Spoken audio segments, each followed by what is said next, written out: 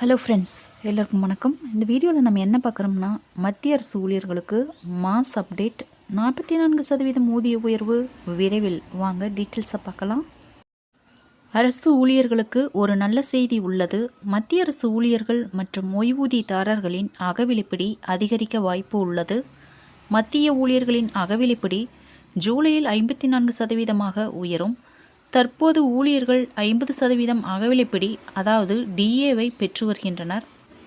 7வது ஊதிய குழுவின் பரிந்துரைகளின்படி அகவிலைப்படி 50% எட்டினால் அது அடிப்படை ஊதியத்துடன் இணைக்கப்பட்டு அகவிலைப்படி பூஜ்ஜியமாக்கப்படும். அதன் பிறகு 1%, 2%, 3% என அகவிலைப்படி உயரும். ஆனால் இந்த சம்பள திருத்தம் செய்ய புதிய ஊதிய குழுவை அமைக்க வேண்டும். புதிய அரசு அமைக்கப்பட்டவுடன் புதிய ஊதியக்குழு பற்றிய அறிவிப்பு வெளியாகும் என கூறப்படுகின்றது. எனினும் இது குறித்து அரசாங்கம் இன்னும் எந்த அதிகாரப்பூர்வ அறிவிப்பையும் வெளியிடவில்லை என்பது குறிப்பிடத்தக்கது. இதுவரை 10 ஆண்டுகளுக்கு ஒருமுறை புதிய ஊதியக்குழு அமைக்கப்பட்டுள்ளது. 7வது ஊதியக்குழு 2013இல் உருவாக்கப்பட்டு அதன் பரிந்துரைகள் 2016 முதல் அமுல்படுத்தப்பட்டன. இதில் ஃபிட்மென்ட் ஃபேக்டரை அடிப்படையாக வைத்து 2.57 மடங்கு உயர்த்தி சம்பளம் 14.29% உயர்ந்து அடிப்படை சம்பளம் ரூபாய் 18,000 அதிகரித்தது. இந்த அடிப்படையில் பார்த்தால் ஜூன் மாதம் புதிய அரசு அமைந்த பிறகு 10 ஆண்டு கால முறைப்படி 2025-26இல் 8வது ஊதியக்குழு அமல்படுத்தப்படலாம்.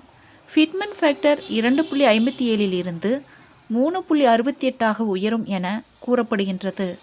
ஃபிட்மென்ட் ஃபேக்டர் உயர்ந்தால் அதன் அடிப்படையில் சம்பளம் 44.44% அதிகரிக்கும்.